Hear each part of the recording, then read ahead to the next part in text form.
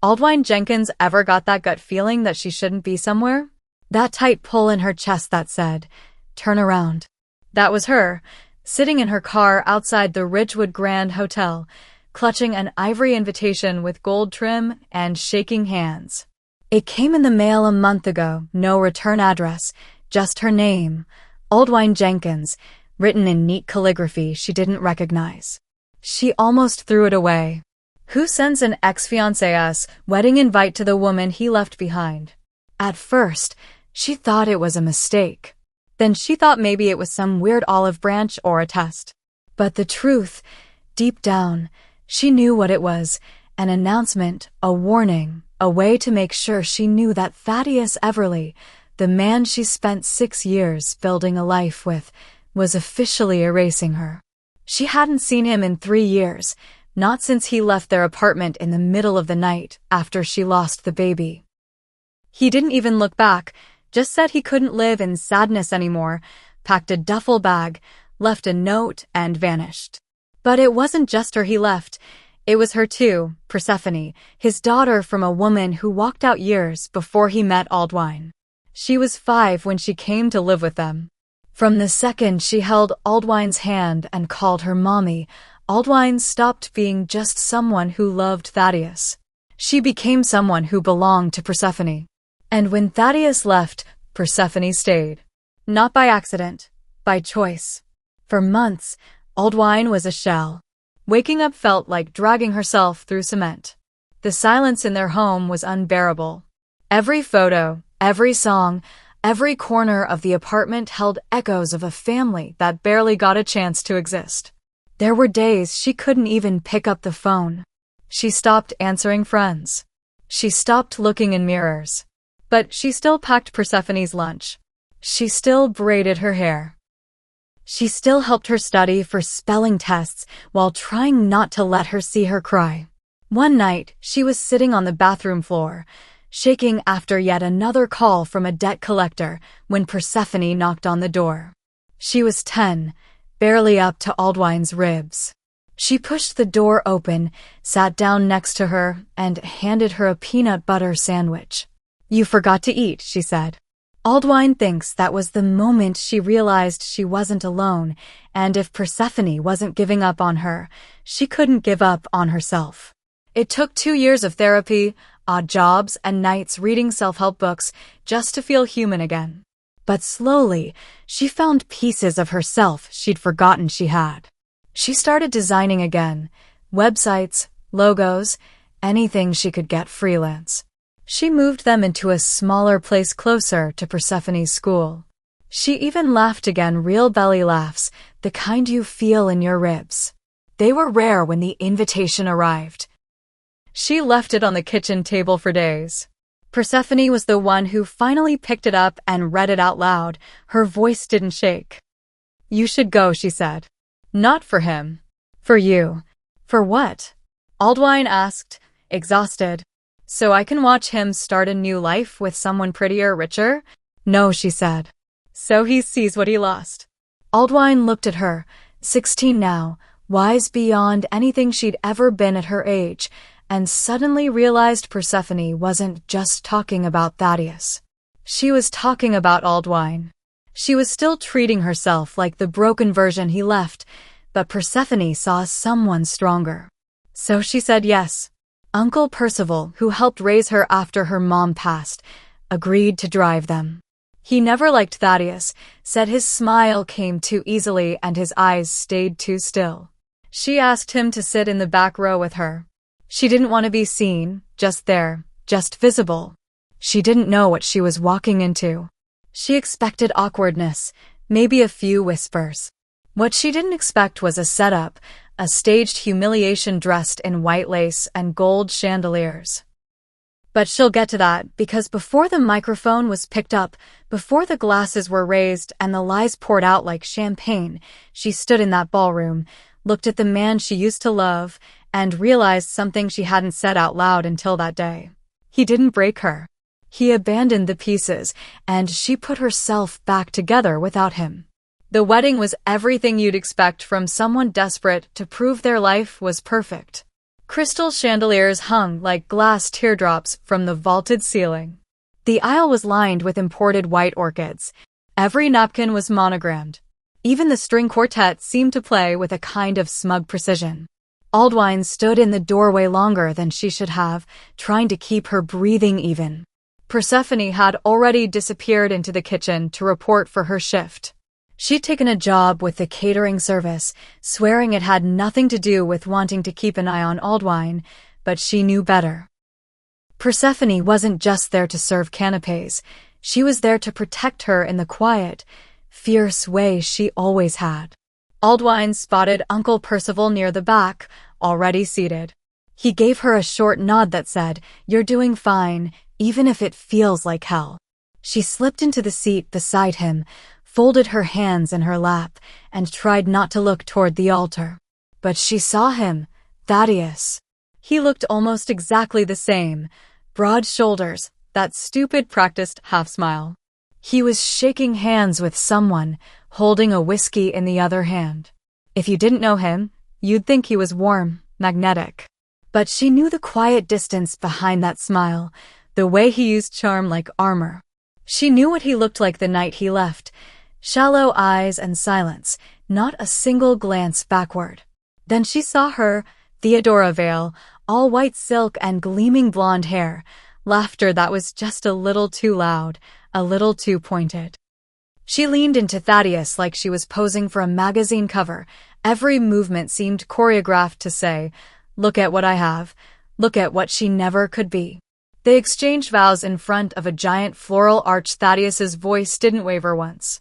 Aldwine kept her head down, chewing the inside of her cheek just to stay grounded. The crowd applauded as they kissed.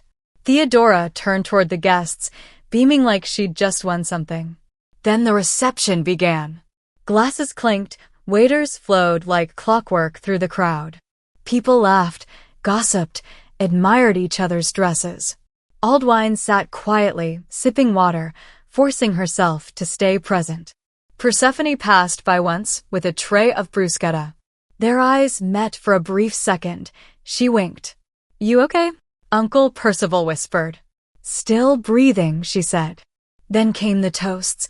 Best man, maid of honor, a cousin, all the usual stories, how Thaddeus was a great guy, how Theodora had turned him into a better man. She almost managed to tune it out until she heard her voice. "I want to say something." It was Theodora, standing at the head table, holding a flute of champagne. Her eyes sparkled in the lights, but there was something sharper behind them. She didn't look at Thaddeus, she looked at the crowd, and then at Aldwine. "When I met Thaddeus, he was a good man, but he was hurt, damaged by someone who didn't know how to love him right. A woman who was too broken to see how lucky she was." Aldwine froze, her skin flushed hot and cold at the same time. The words hit her like a slap in a silent room. She almost ruined him, Theodora continued with a laugh so light it made Aldwine's stomach churn. "But I saved him. I healed him, and today he's finally where he belongs." Laughter followed, real laughter. People toasted, glasses clinked, a few even clapped. Uncle Percival muttered something under his breath. Aldwine couldn't move. Every part of her screamed to stand up, to speak, to scream even, but she didn't. She just stared at her, this woman who knew nothing about the nights she held Thaddeus's hand while he cried about losing custody of Persephone, nothing about the mornings she woke up early to write cover letters for his job search, nothing about the ultrasound photo she buried in the back of her drawer, the one she never got to frame. Theodora didn't save him. She just arrived after he'd already run.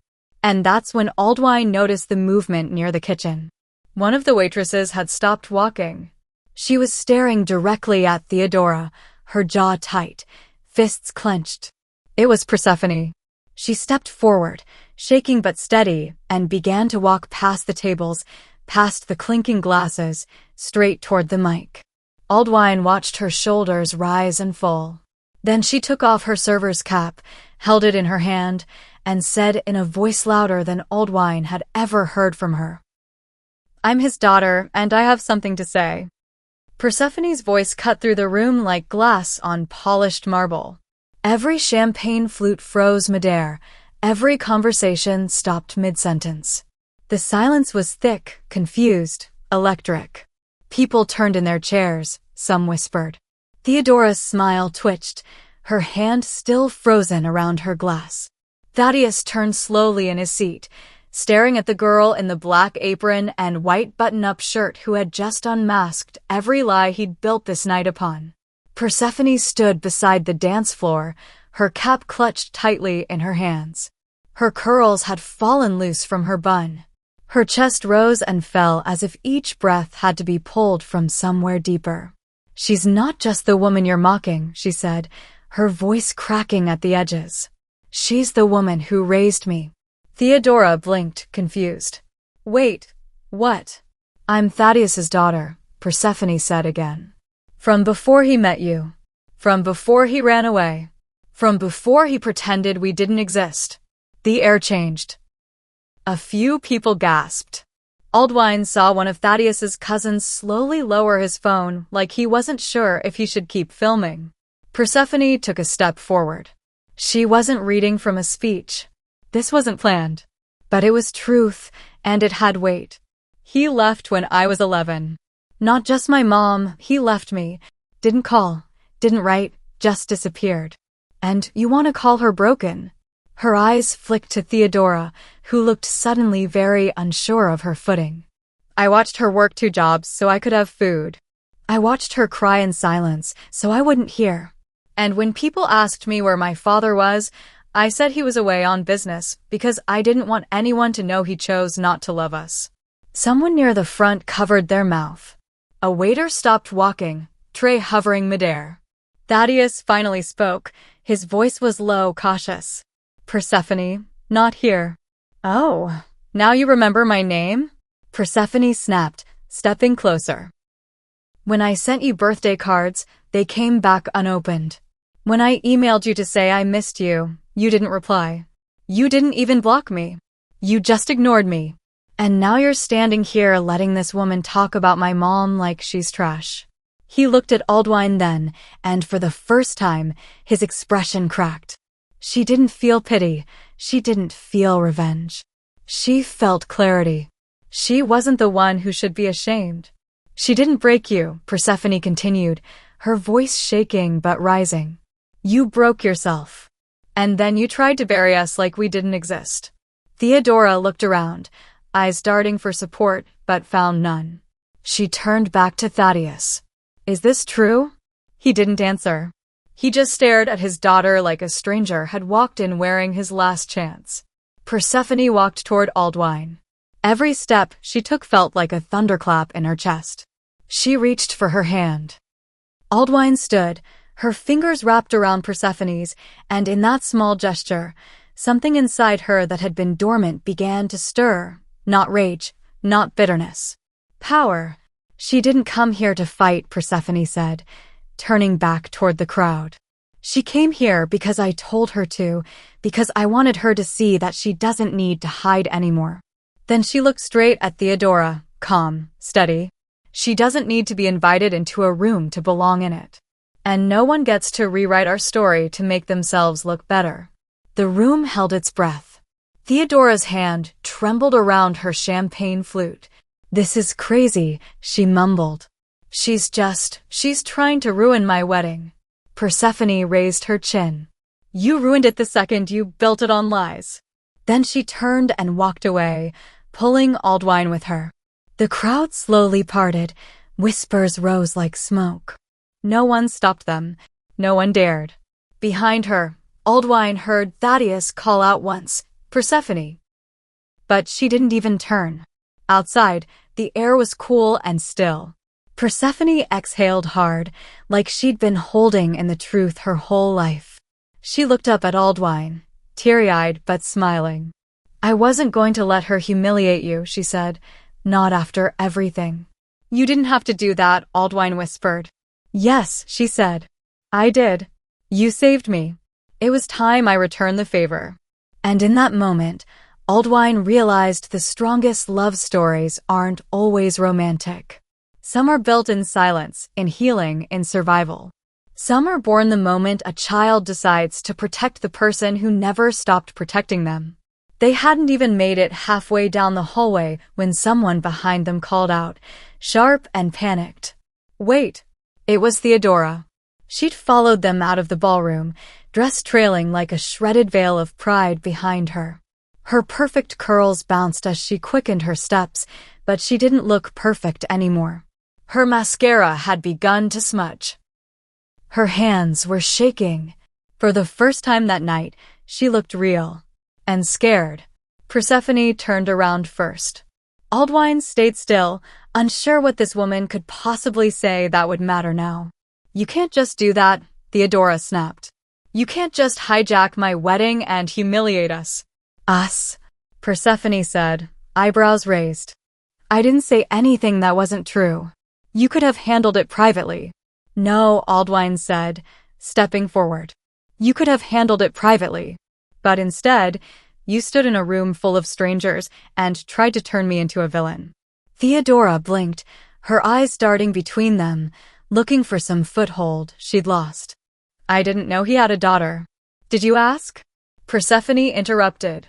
"Or did you just believe the story that made you feel superior?" Theodora opened her mouth. Nothing came out. Then Thaddeus appeared behind her, his jacket unbuttoned, tie hanging loose. His expression was different now, not cold, not composed. Just exposed. "Persephone," he said quieter this time, "I never meant for this to happen." She turned to him slowly. "Which part? Me being born? You abandoning me? Or watching someone else raise me while you vanished?" He flinched. "I thought I was protecting you," he mumbled. "You thought disappearing was protection?" He looked at Aldwine then, the first direct eye contact since they'd arrived. "I was broken, Aldwine," he said. "You know I was." "I was too," she answered. "But I didn't leave." And there it was, the sentence that changed the air between them. Because no matter how many years had passed, no matter how many ways he tried to reframe it, he knew it was true. He ran. She stayed. "I can't take it back," he said quietly. "No," she said. "You can't." Persephone's voice broke the silence again. "You know what I used to tell myself? That you were dead. That maybe something happened to you, and that's why you didn't come. Because the truth that you were alive and just didn't care was worse." Thaddeus's mouth opened, then closed again. He looked down at the floor, at his feet, at the trail of choices he'd tried to forget. And then something happened Aldwine didn't expect. Persephone stepped forward. She didn't scream. She didn't run. She just looked him in the eye and said, "I forgive you." He looked up, startled. "Not for you," she said. "For me. Because carrying your absence has been exhausting. I'm done." He swallowed hard, nodding once, eyes glassy. "You're incredible, you know that?" She smiled, soft and sad. "I know. She made me that way." She pointed to Aldwine, and that moment, that simple gesture, was louder than any mic drop. It was the truth laid bare, with no glitter, no wine, no forced smiles. Just a daughter choosing her mother in front of the man who had left them both. Theodora stepped back, arms folded. "So what now? You just walk away and pretend you didn't wreck the night." Persephone tilted her head. "You wrecked it the moment you tried to build it on lies."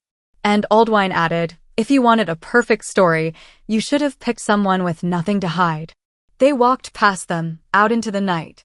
The sky was wide and deep above them. Clouds stretched like pulled cotton. It had started to drizzle, but none of them cared. The kind of storm they just weathered couldn't be measured in weather. Uncle Percival was waiting by the car. He looked at them, at Thaddeus still frozen in the entryway, and nodded slowly. "Guess that's what you'd call a mic drop moment." Persephone laughed, and Aldwine joined her. It wasn't bitter. It wasn't forced. It was real.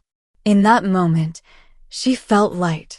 Not because anything had been fixed, not because Thaddeus finally understood what he lost, but because she knew who she was, and Persephone knew who she was. And now, so did everyone else. The next morning, the headlines started to spread not in the tabloids or newspapers, but in the way these things move now. Quiet clips on TikTok, grainy wedding footage posted anonymously, short videos titled, "Waitress Shuts Down Bride's Insult with Epic Speech." Aldwine didn't watch them. She didn't need to. She had lived it. People messaged her, friends she hadn't heard from in years. Some apologized for losing touch when things fell apart. Others just said, "You were so brave." But the funny thing is, she didn't feel brave. Not really. Not in the spotlight, not when Theodora mocked her, and not even when Persephone stood up and told the truth. She felt like someone who had finally stopped trying to disappear. Thaddeus never followed up. No phone call, no apology, no last-ditch effort to explain himself. Aldwine thinks he knew there was nothing left to explain. His story was written in the silence that followed his absence, and they were done reading it. Theodora's name popped up in the gossip circles for a week or two, enough to make it clear she'd become the punchline of her own party. Aldwine heard from someone at the venue that she left the reception early and never came back for the honeymoon send-off. Apparently, she moved out within the month. Whether they broke up or stayed together, Aldwine didn't care, because this story was never really about them. It was about her and Persephone, and what they became when the people who were supposed to protect them left. After that night, something shifted in their home. It was quiet, but powerful. Persephone was different, stronger. She walked taller. She didn't apologize for taking up space. Aldwine caught her practicing her speech in the mirror one night, not out of vanity but preparation. She told Aldwine she was thinking about starting a podcast for girls who think they don't have a voice. And Aldwine? She started something too. She'd always been afraid to talk publicly about what happened. There's shame in being left. People look at you like you're contagious, like your pain is a warning. But after the wedding, she realized something. She wasn't weak because she broke. She was strong because she rebuilt. So, she started writing again. First just notes, then essays. She sent one to a parenting blog. It got published. The comments poured in: mothers, daughters, women she'd never met, all saying the same thing. "Thank you for saying what I couldn't say out loud." That turned into a blog, then a small community group. A few months later, she registered a nonprofit, The Second Thread, a space for women healing from abandonment, divorce, emotional abuse. They host circles, provide counseling, help them write their stories, literally and figuratively. She didn't expect it to become what it did. She just wanted to offer women a space where silence wasn't the only option. But the most powerful part of all of this wasn't the public closure. It was a quiet moment in their kitchen one night in January. She was washing dishes. Persephone sat at the counter, flipping through her notebook, legs swinging off the stool. She looked up at Aldwine and said out of nowhere, "You know, I used to wish my real mom had stayed." Aldwine's hands paused in the sink. "But now I get it," she said. "Maybe she left because I was supposed to end up with you." Aldwine didn't say anything. She couldn't. She just turned around, dried her hands, and pulled her into a hug so tight she thinks she breathed her in. Sometimes life doesn't give you the story you thought you wanted. Sometimes it tears pages out mid-chapter and leaves you to guess the ending. But sometimes when you fight, when you love hard, when you stay, you get something better. You get to write a new story. And the best part? You don't need anyone's permission to start. Hi besties, thank you so much for watching to the end. Please remember to like, comment, and subscribe. Bye.